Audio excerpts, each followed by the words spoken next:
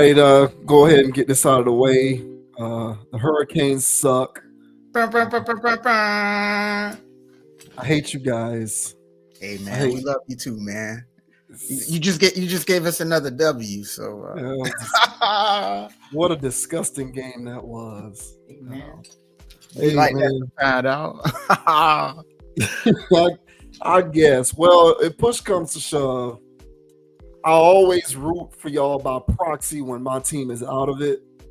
So if it comes down to that, I'm definitely going to take the Canes in any game against anybody Yeah, man. in the SEC or something like that. So whatever. It's respect between Florida State and Miami. You know, it's one of the better rivalries for a reason, and it's because it's a lot of mutual respect, but also at the same time, a slight disdain. But I'll tell you like this, okay?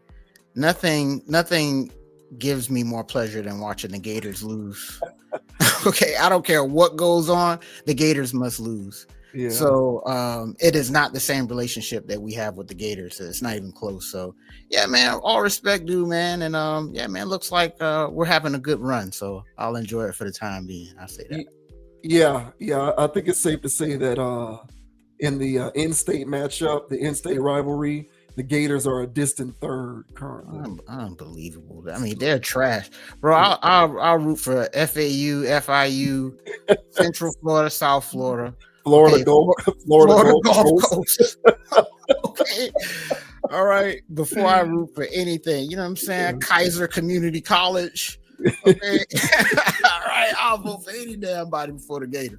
Well, yeah, we are back, ladies and gentlemen. JD Wins, Dogon SS. Thank you for joining us for another stream of Conscious Approach on YouTube. Beginning things off with me in moratorium over the beatdown that took place over the weekend at the hands of the Hurricanes. We'll see how the rest of the season plays out, but it certainly was a very disconcerting experience that I went through over the weekend. But in other positive news, the Chiefs lost Monday Night Football this week with Patrick Mahomes throwing a pick six. So that was very enjoyable. Yes. So I did get some of my joy back from watching that. That was great. Much like the Gators losing, pleasing America, so does the Chiefs. Even with the classic Mahomes, that was not pass interference. That was a touchdown, and the referee's going, it was a touchdown. I'm like, boy, this is classic Chiefs football. So I'm glad they lost. I say that. Yeah, ditto. But yeah, we're back. JV Wins, Dogon SS. As always, check us out on Amazon Music, Apple Podcasts, and Spotify for all those areas in which we are now located. You can get us, download us via podcast, and stream us audio style if you're not in position to check us out on YouTube. And as I always like to say, we don't take for granted the effort that one must take in order to subscribe to any piece of content. It does signify that you value that content enough to want to regularly be notified whenever there is a new development there. So as someone who doesn't subscribe to very much myself, the things that I do subscribe to, I subscribe to for a reason. So if you are subscribed to this channel, you're also subscribed to this channel for a reason. And we greatly appreciate that. We certainly don't take it for granted. But yeah, with that out of the way, man, we'll go ahead and get things started. We got a few interesting things to talk about on the channel tonight. The first thing that we are going to get into are comments made by Dave Chappelle. Dave Chappelle was recently at a comedy festival in Saudi Arabia. And it was interesting because he made some comments about how it's easier to speak freely in Saudi Arabia than it is to speak in America. You know, what with all the cancellations and all of that kind of stuff going on. These supposed assaults on free speech that are currently taking place in America. Dave Chappelle feels some type of way about it. Now, some context does need to be put forth here, I feel. Dave Chappelle, although it does not bother me personally, he has made a lot of people upset, particularly in recent memory with his independent status, moving over to Netflix and doing his stand-up specials in which he's owned by no one. And so he can basically do and say whatever he wants. because he can't get canceled because he's not under contract by anybody. No one's paying him necessarily. He's kind of his own entity. And so, with that comes a certain level of artistic freedom that he has certainly exercised in recent history. And he's made a lot of people upset, and most notably, the LGBTQ community with a lot of his jokes. Some of the things that he has said throughout his routine has drawn the ire of a lot of people who are either a part of that community directly or allies slash sympathizers. So just wanted to put that out there because he's dealt with his own variety of you know um, free speech dissenters aimed his way. We'll put it that way. Mm-hmm. Uh, Mm-hmm. but this says Dave Chappelle criticizes free speech in America at Saudi Arabia Comedy Festival. Dave Chappelle raised eyebrows over the weekend after he used his set at the inaugural Riyadh Comedy Festival in Saudi Arabia to blast the status of free speech in the United States. Per the New York Times, the comedian was performing before an audience of 6,000 when he remarked, "Right now in America, they say that if you talk about Charlie Kirk, that you'll get canceled. I don't know if that's true, but I'm going to find out." He added, "It's easier to talk here than it is in America." Chappelle went on to suggest that he feared retaliation once he returned to the U.S. "They're going to do something to me that I can't say what I want to say," he said from the stage. His comments sparked immediate discussion, especially around about the irony of criticizing American free speech laws while performing in Saudi Arabia. The country's media outlets are government licensed, and a wide range of speech is prohibited, from dissent against the monarchy to promoting activist causes. In 2022, doctoral student Salma Al Shihab was sentenced to 34 years in prison for retweeting women's rights activists, though her sentence was later reduced after global backlash. Performances at the Riyadh Comedy Festival itself reportedly came with restrictions. Comedian Atsuko Okasuka shared terms of the appearance contract online, which barred performers from criticizing religion or the Saudi royals. Meanwhile, comic Tim Dillon claimed he was dropped from the lineup over a resurfaced joke about Saudi Arabia after being offered $375,000 to perform. Several comedians defended the festival as an important cultural exchange. Bill Burr, who performed during opening night and praised the event on his podcast. "It was great to experience that part of the world and to be a part of the first comedy festival over there in Saudi Arabia. The royals loved the show. Everyone was happy. Everyone was happy. The people that were doing the festival were thrilled. The comedians that I've been talking to are saying, dude, you can feel the audience wanted it. They want to see real stand up comedy. It was a mind blowing experience. Definitely top three experiences I've had." The Riyadh Comedy Festival, billed on Saudi tourism sites as the world's largest comedy festival, features more than 50 international performers, including Chappelle, Kevin Hart, Aziz Ansari, and Gabriel Iglesias. But the event was also but the event has also been accused of comedy washing the Saudi regime's record of human rights abuses in exchange for lucrative payouts.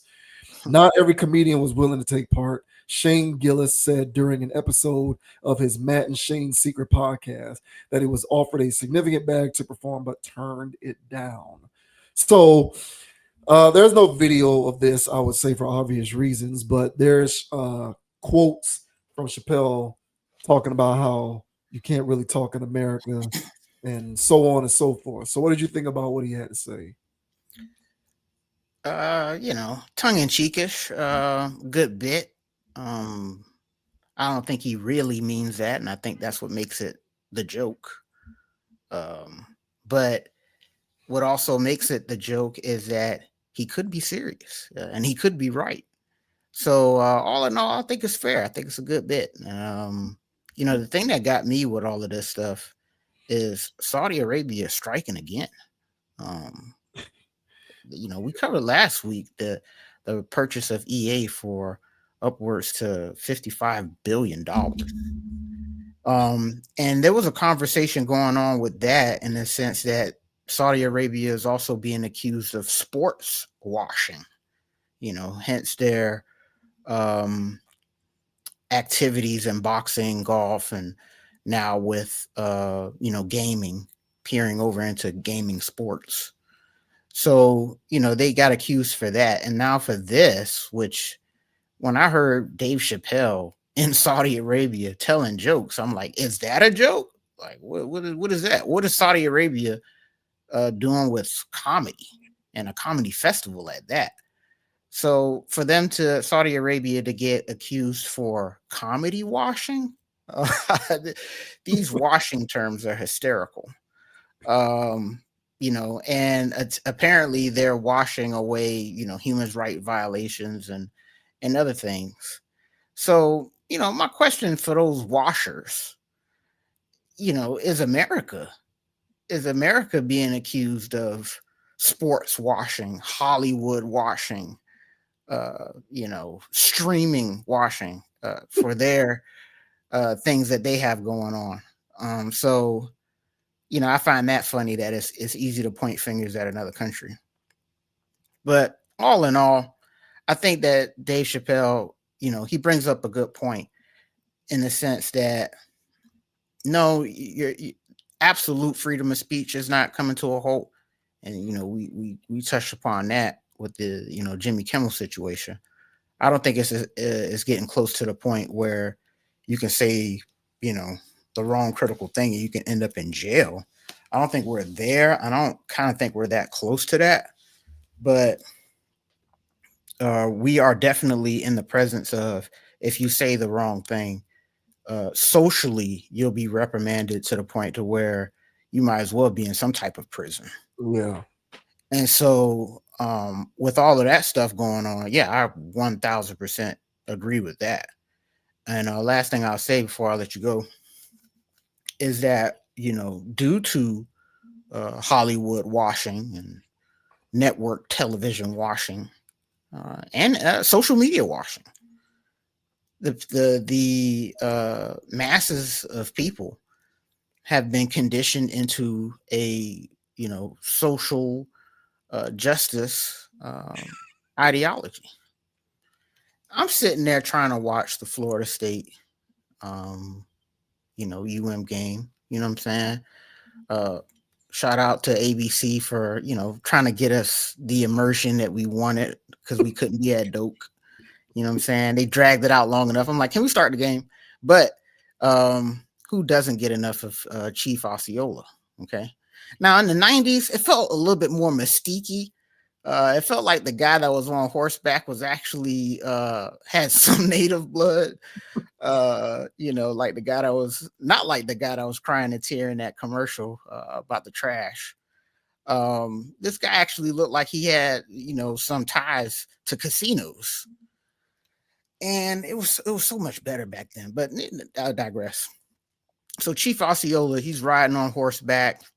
He throws flaming spear into logo. People go crazy. Now I'm sitting here watching the game with somebody, and the first thing they say is like, "What the hell is this?" He said, "Is that a white man in Indian face? Slamming the spear? That's racist." And I go, well, that's not racist. You know what I'm saying? It's what do they call it? Damn, it's the thing that they use for college football. Not a tradition for sure, but the pageantry. There you go. That's pageantry, man. It's just sports being sports, man. No, don't look into it that much. But where did that mindset come from? And that mindset came from years and years of saying that, hey, that's, it's a group of people over there. You're being a little too aggressive with your stereotypes. That's foul.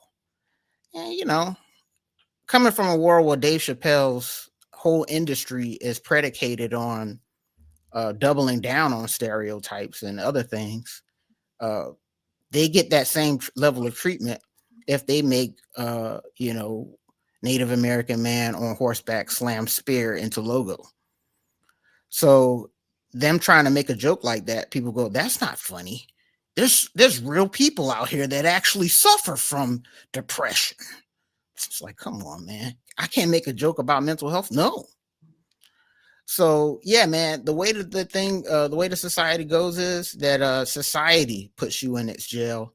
There's no physical jail as of yet. But point well taken from Dave. I agree with him in the sense that it is getting a little sketchy nowadays, but we're far from it being absolutely illegal, at least hopefully. But what are your thoughts, bro, on what Dave Chappelle had to say in Saudi Arabia, of all places, saying that, hey, man, I got more freedom of speech over here than I do over there. What are your thoughts, man? Yeah, he has more freedom of speech over there because of the things that they tried to cancel him for over here. Mm-hmm. Now, like I said before, Chappelle has been the subject of attempted cancellations multiple times, Yeah. primarily for his LGBTQ themed jokes. And he has taken tremendous exception to that and doubled down.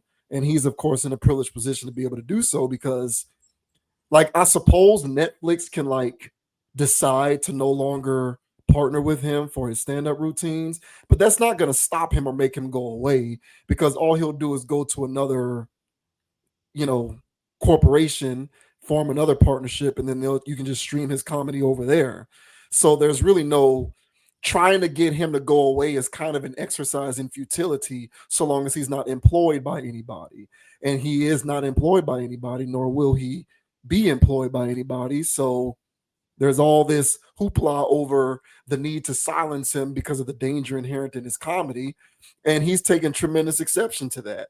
And what makes what he said fly, particularly in Saudi Arabia, is because in that part of the world, they are ideologically more closely aligned to the way Dave Chappelle sees that situation in Mm-hmm. terms of them not being completely allied in, you know, trying to, you know, be sympathetic towards people who live that lifestyle, for lack of a better way to express Good it. job. Yeah. So like because they frown upon that over there on that side of the world, and he has engaged in a form of comedy that is viewed as frowning upon that. There's a synergy there, which makes his presence in that part of the world, speaking on free speech, somewhat makes sense. Mm-hmm. So I understand why he would say it in that particular spot, and I understand why he would feel as though it's a safe space to speak that way in that particular spot, given his unique history with some of the stuff that they tried to cancel him over. But the thing about comedy is like one of the first things in terms of like the arts that really had a microscope zeroed in on it in terms of we need to correct this. Television and movies and sports and music and things like that followed, but comedy was one of the first things where it was like, ooh, what we've been doing this entire time has actually been wrong and inappropriate. So you either need to evolve what you've been doing all this time or go away because those jokes will no longer fly. I've lost count of the amount of stand-up routines that I have went back and rewatched from the 90s and 2000s that, according to today's social standards, have aged very poorly. Um, Bernie Mac's stand-up routine from Kings of Comedy would Man, not survive today. I would It, not. it would not survive Uh, today as hilarious as it is. It would not survive today. A lot of sitcoms from the 90s with some of the jokes going on in a lot of those shows, they don't age well. So comedy largely is under attack, in my opinion. mhm, You can group comedy in with like masculinity in terms of some of the things that are currently under siege in the wake of today's hyper liberal social justice climate that we're living in. So I don't blame comedians like Chappelle and Bill Burr who take exception to the way that they've chosen to hone their craft their entire lives, and the fact that they have largely not been outside of a comedy stage trolls, particularly, unless you push them to the point in which they're going to do it on purpose to try to prove a point. mhm. So like, I've never been a fan of the way comedy is being treated with a lot of this stuff. I think open dialogue with respect to all lifestyles, genders, races, sexual orientations, even when it comes to making jokes, is like fair game as far as I'm concerned, because at the very least, it sparks discussion. And I don't think there's anything wrong with sparking discussion. I think trying to silence comedy is in a roundabout way counterproductive because it also stymies open discussion. And when you stymie open discussion, you can't reach the point in which you can find some sort of a common ground of mutual understanding. I think comedy has always served that unique purpose, but it is being effectively washed out by a lot of social movements in westernized countries that are trying to rewrite the rules in terms of determining what is and is not disagreeable. Now, notice the word that I use there is disagreeable, because disagreeable points of view should always have a forum and an opening to be discussed, Mm-hmm. and they should always have their fair shake. They should always have their day in court, so to speak. But what has happened in this country in particular is disagreeable has been conflated with like reprehensible. Mm-hmm. So you know what I'm saying? Like hate speech has never been something that has been protected by free speech, meaning you can't engage in hate speech and say, well, I'm protect. You can't take that right away from me to talk like that because that's my freedom of speech. Well, hate speech isn't protected when it comes to free speech. But there's a difference between hate speech and disagreeable. But I think what has happened in comedy has been one of the victims of this is in a lot of ways, disagreeable and hate have been conflated. And so when Bill Burr or Dave Chappelle or any one of these more edgier comics gets on stage and does their routine, instead of it being interpreted as disagreeable, and wow, even though I'm made uncomfortable by this, it opens up the floodgates for some discussion. It's being interpreted as outright hate speech, can't be allowed. We got to get rid of it. And Mm-hmm. so that's the thing that I think comedians rather, are speaking out against, and they don't like that. And I'm inclined to agree with them. And listen, I used this example before. Growing up appreciating comedy when I was a teenager and even in my 20s before it became completely watered down, I had to deal with, and I brought these names up before.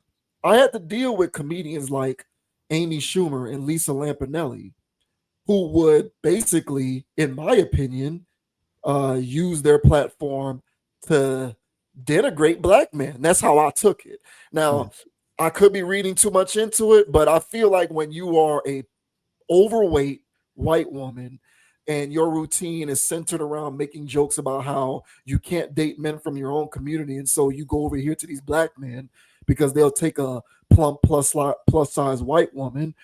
I don't appreciate that brand of comedy very much because it suggests that when it comes to white women, black men have no standards, but every other man does. Now, even though I don't appreciate that kind of comedy, was I sitting around trying to throw Amy Schumer off television? Or was I writing to Comedy Central or protesting saying that Lisa Lampanelli needs to go or we need to cancel her? No, of course not. I feel as though, although it's disagreeable, that's her right as a comedian to engage in her routine. And I was able to detect that delineation between disagreeable and what is otherwise something that is truly offensive. Mm-hmm. But these day and age, they all mean the same thing, and I think comedy has been caught up in the wake of that. And so, yeah, even though I do think it's a bit strange that he said that in Saudi Arabia, a place that engages, a place that certainly engages in its own form of censorship, I can understand why he made those comments there, because the form of censorship that attempted to censor him here is a form of censorship that is actually welcomed in that side, in that part of the world. So I understand why he felt free enough to say it there. Otherwise, it's kind of weird because, yeah, Saudi Arabia has its own issues. I feel you on what you're saying about Saudi Arabia taking over because they are. And yeah, comedy's under attack. But I don't know if the genie can be put back in the bottle. I think that we are at the point, you said, we're not at the point yet where free speech is really being threatened in terms of you know, cops and the government coming to round you up and throw you in a gulag because you made a bad joke or said something offensive. No, we're not there yet. But are we at the point where your livelihood can be put at risk because you say something wrong? Yes. And are we at the point where comedy is at risk because of everything that I've just outlined? Yes, we are there, and that I think is bad enough as it is. Yeah, hey, well said, bro. And the Lampanelli stuff. I mean, I'm with you on that. Lampanelli was a bit of a hack, if you ask me. Um, that was her only angle, and that's what limited her game, in my opinion. And Amy Schumer, I mean, I wasn't offended by her Negro jokes. I was offended by all of her jokes because she hasn't said one thing that even made me chuckle. At least Lampanelli would make me chuckle. I think she had a very brief, you know, Schumer, yeah, yeah, Schumer had man. a pretty brief like time in the spotlight as like a go-to stand-up comedian. It Which was never her thing because she is a hack, or at least she was. no, she will always remain one. And but my thing is, and I agree with you on comedy, and I feel like comedians have been the loudest when it comes to this, social justice way of looking at things. But I play a little bit of devil's advocate here.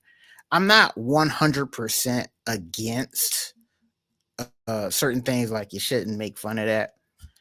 Um, yeah, for instance, man, growing up, we just watching this back in the days with a cable box, got 32 channels. And so we just flicking through, we'll just be watching stuff, and me and the fam, man, and we're just making fun of everybody, bro. Like everybody's getting it. Just making fun of them, no matter what it is. Then I got older, I got outside of the house, I started, making friends in school and other things like that. And and I'm sitting there going, for certain things, I'm like, you know what, I don't think you can't make fun of people. And but in the confines of my own house, everything was all good because we all knew it was a joke. But I couldn't take that show on the road, is what I'm trying to get at initially. And then the older I got, the more I understood the sensitivities of life and certain things like that. And honestly, if you're a comedian and you're getting paid all of this money, for instance, making fun of the disabled, what are you doing? Are you in elementary school? Because that's not funny. If you have somebody like that in your family, or whatever, whoop de whoop, there's nothing to make fun of on that. I mean, this guy's literally, is missing a chromosome, for instance. So there's nothing funny about that. So, as I got older, and some of those jokes where I am watching older things and they are making fun of, let's say the disabled. And I'm like, hey man, that's I personally fast forward through it or whatever, because there's funnier things in the world. And when it came to race jokes, or for instance, race jokes or sexist jokes, um, the sexist jokes are so funny though. But but let's say even like the racial stuff, or whatever, I always took that as like, especially as I got older, as low hanging fruit. You have to make a joke about a stereotype. Hey, when black people go to the store, they walk like this. When a white man go to the store, he goes like this. Ooh, ooh. Hey, I have a coupon for 2 less paper towels. And it's like, where's the joke there? You know what I'm saying? So comedians are mainly mad about that. You really can't do that. And unless you want to get into the alternative lifestyle jokes or whatever, it's like, okay, so you got limited over here, you got limited over there, fine. If you are really a master of your craft, if you really are a Picasso or Basquiat, then you would have the ability to craft up new jokes that don't have to peer into that, because there's so much, comedy is so much more than talking about stereotypes of communities. It's so much more. And the brilliance of the Chappelle show is that it was self-deprecating, the racial stuff that he would do. But in other contexts, it would also highlight the hypocrisy or the ignorance of other groups of people, how they view his community of people. And so it was a brilliance of taking some of those stereotypes or whatever to kind of make fun, on the surface. But if you looked a little bit deeper, it's talking about a social ramifications or something similar to what the Boondocks was doing. And so if you want to do it like that, I don't think anybody's going to have a problem with it. So it has to be layered comedy. It can't be slapstick, fall over a chair, ha ha, race, sexism, because that's not going to fly nowadays. And honestly, if you're an artist, that's lazy. So get a little bit deeper, make different types of jokes because there's plenty of things to talk about outside of those things. So that will also be my argument towards the comedy community. But unfortunately, man, comedy as a whole right now, much like music and other forms of entertainment, has become pretty much washed down and watered down. And it's due to the lack of creativity. So there's great ways to talk about anything in life, and a real good comedian would be able to navigate those terrains. Not to say that so all social justice is righteous or on the right path. I do think it is becoming somewhat invasive, but somewhat invasive. But at the same token, it is what it is. Everybody has to conform. HR rules have changed over the last decade, so everybody has to adjust. And as a comedian, instead of crying foul, get better at your craft because they haven't cornered the market on everything. So there's plenty of things to talk about. So get off the low hanging fruit from 2 decades and 3 decades ago, and get busy with the pen. So that will also be my take towards the comedians and that community. No, I get that, but the great comedians don't do that, and they're still having their work be marginalized because even their layered comedy is being interpreted as offensive in certain capacities. So I think that's what people like Chappelle are railing against is, Chappelle has, I would say, um, you know, made a name for himself up to this point as somebody whose comedy is the opposite of hinging on low hanging fruit. I Hmm. think he has enough of a body of work which suggests that he has perfected the ability to deliver layered comedy that's both entertaining and also has some sort of a message behind it Hmm. that is up to the audience to interpret. And for him to attempt to do that while also trying to call out the manner in which some of his comedy is at times being marginalized given the subject matter does bear listening to at the very least. And I do hear what you're saying. I agree. I'm never considering the bad.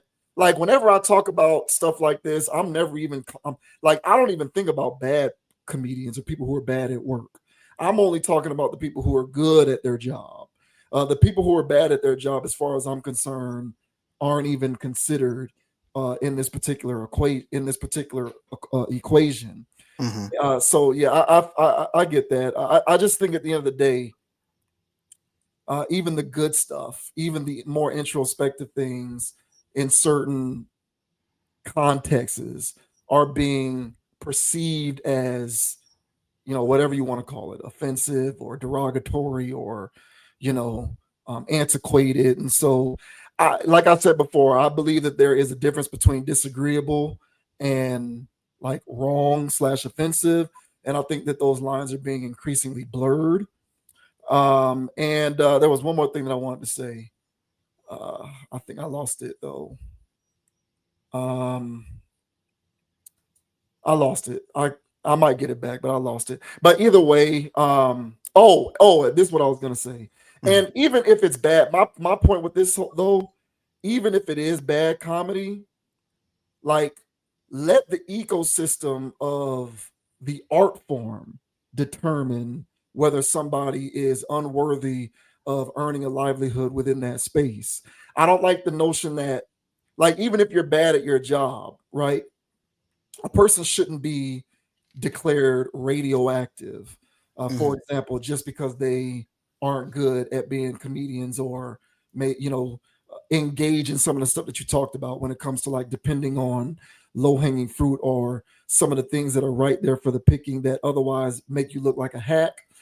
Even that to me shouldn't mean that you kind of go away and crawl away and hide because the world has determined that um, you're worth having your character disparaged. I kind of feel like the art form itself should determine whether you have a place in it. And if it determines that you're not good enough because you're bad at your job, then at that point, okay, comedy isn't for this person. But there's a difference between that and outright cancellation because we've determined that this person is a bad human. So I do think that we need to be careful because some of it does traverse down that terrain as well. And I do think that we need to dial some of that stuff back. But otherwise, I just kind of feel like even layered comedy in certain respects is being looked at with a microscope. And a lot of people are determining that no matter how thought provoking it might be, it's still offensive. And I think the better comedians are a bit perturbed about stuff like that. No, that's fair. That's fair. That's fair because even some of Chappelle stuff that he did, in his, I don't know if that was his latest Netflix or whatever thing it was, and he had people all up in arms because they only took the surface level of the joke, and even the back end, but even the back end of the joke kind of still stings them because it's kind of what their ideology is about. So, but yeah, he still layers his stuff, but I still think that there's so much more room to do social commentary where you don't have to touch any of those hot topics, and it can still get to the people. And I just think that one lane of going up that alley, they clearly blocked it. For sure. They've clearly blocked it. But the good thing about art is, there's 360 degrees you can tackle something, and the better ones find a new avenue and exploit that. So, but point well taken, man. The genre is definitely under attack, and I just would tell the artist to adapt. I haven't seen an artist that has adapted successfully yet. I'm waiting on it. Yeah. Comedy is another one of those things for me, bro. Comedy is in the comedy to me is in the same bucket as music, to a certain extent, sports, uh, mainstream television, where it has over time gotten objectively worse by trying to adhere to every new and progressive social standard. So I'm waiting for the comedian who is able to be just as thought provoking and good at what they do while also adhering to the thousands of rules that they have to adhere to all at the same time. I Yeah. haven't really seen it yet. And I try, they try to throw these newer, younger comedians at me. I give them a shot. Not really funny. It ain't easy, man. Weekly I try to freestyle jokes, and as I'm trying to riff, I'm like, hey man, you can't say that. I No, can't say that. no, no, Oh man, no. so many landmines. But hey man, you gotta love it, baby. You gotta Hey, love shouts out to Chappelle. Chappelle is one of the few celebrity people who will actually provide me with some intrinsic value from time to time. It's a very, very short list. He might be one of two, and I don't even know who the other person is. it. Fair, But fair. but but but he's like the only person these days who is like, oh, that's actually somebody I might listen to from time to time. Everybody else is just whatever. Hey, hey, shout out to Dave, man. Shout out to Dave.